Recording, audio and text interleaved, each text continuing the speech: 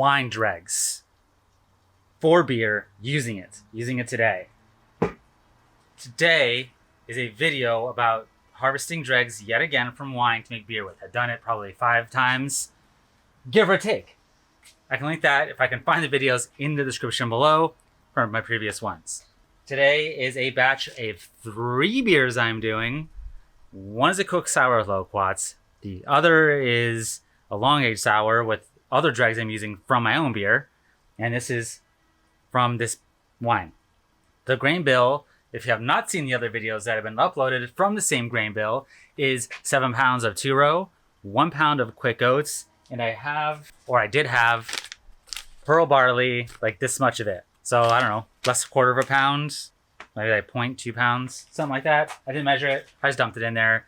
Tried to mill it. The mill didn't go well on that. It wasn't a lot anyway, so it's okay. But probably don't put raw grain into your mill, just for reference. So let's do it. Let's show some clips and get it going.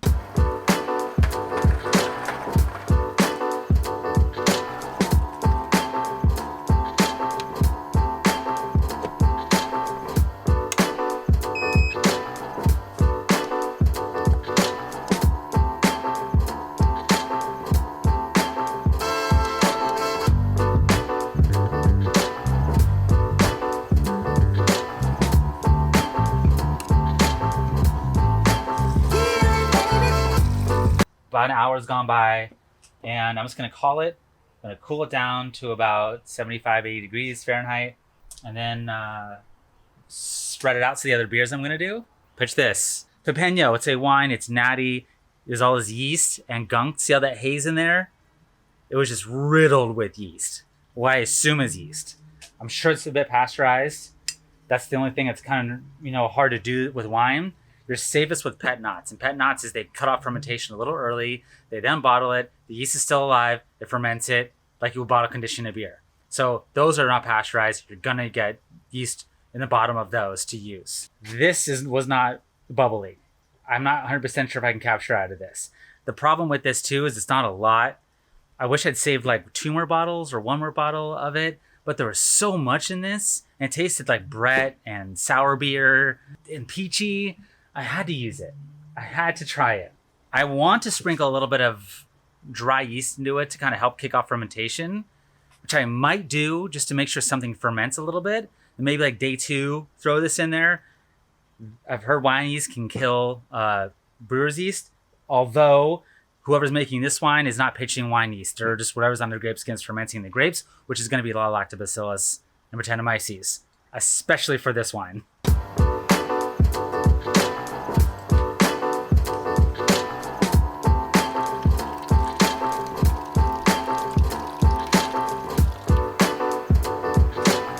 I just recorded just now. I don't know if it actually captured the video, but I just poured some champagne yeast into this, and I'm gonna use this because I need something to eat.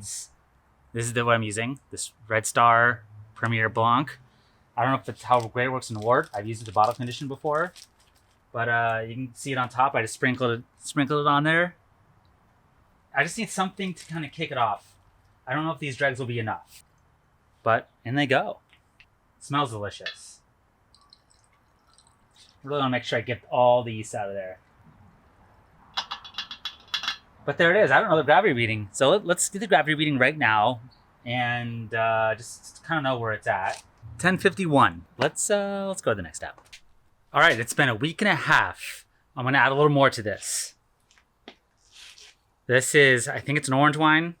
It's from Greece. And why I'm adding this says it's minimal intervention with organic grapes in ambient temperatures with wild yeast and bottled and unfiltered and unfined.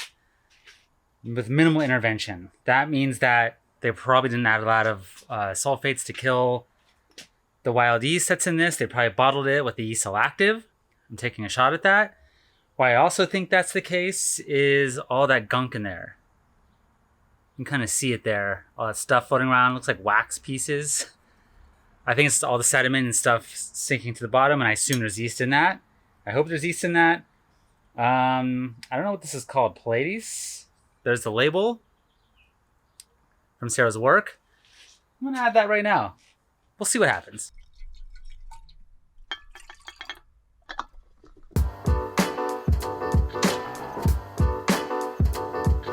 Welcome to the next step. I'm gonna be adding more wine dregs. This is going to be Flavia, and you can see the dregs there. All those like little stick-looking things. I think you can see that. I'm gonna add more in and see if it changes the flavor, see if something else happens to it. I might add 1 or 2 more bottles, but I'm only doing wine that actually can have like yeast at the bottom or is clearly unfiltered and unpasteurized or very minimal pasteurization. And let's go to the next step. It has been 2 weeks, maybe 3. I'm not 100% sure on that. I got a new wine to add. I'm just going to keep adding to it. I need this to evolve into something better than it is. This is called Lorondo 2020. Looks like some Italian natural wine. And it says a white wine. Oh, Spain. There you go. And no added sulfites, may contain naturally occurring sulfites. No added sulfites means there's probably active yeast in this. That's what I'm taking from it anyway. I want to add it now. And let's go to the next step. I don't know how long it's been. I'll throw it right here. I think it's been 2-3 weeks. I got one more wine to add, and I'm calling it. So I got here Spuma, and it's an Italian wine. Should have a little spritz to it, frizzante. That's what that means. And made by farmers we know throughout Italy. These wines are low intervention, low sulfur, made by hand, and terroir driven. And it's unfiltered. The exact kind of wine that I'm looking for this little project I'm doing. You see how like there's sort of gunky and cloudy at the bottom. I believe this was a rosé, but it's all murky there. I'm gonna dump that in. I think I'm gonna see where it's at in like another month or 2. So let's go to that now. Welcome to the next step. It's early October 3rd, I want to say. The official wine count that's in this is Pleiades. Looks like that's what that's called. An organic wine of Greece. This frizzante. Italy. Lorondo. Spain. Pepeño. Classic. Good natty wine from Chile. And it's Flavia. Italy. Let's see what this tastes like. By the way, it's 95 degrees Fahrenheit today. It's supposed to cool way down, so I think this will be it for the heat. This has sat in very hot weather for a long time. I think I can bottle this. All right, I'm going to do that. Let's go to the tasting. Welcome to the tasting. Made it. It is sort of the end of October right now. And it's time. It is time. The journey has been long, since April. So let's see how this turned out. I did put a lot of dregs into it, as you saw. I do all the wine bottles here. I'm not going to go through them all, but just so I could kind of reference and see what was in there. Get right to it.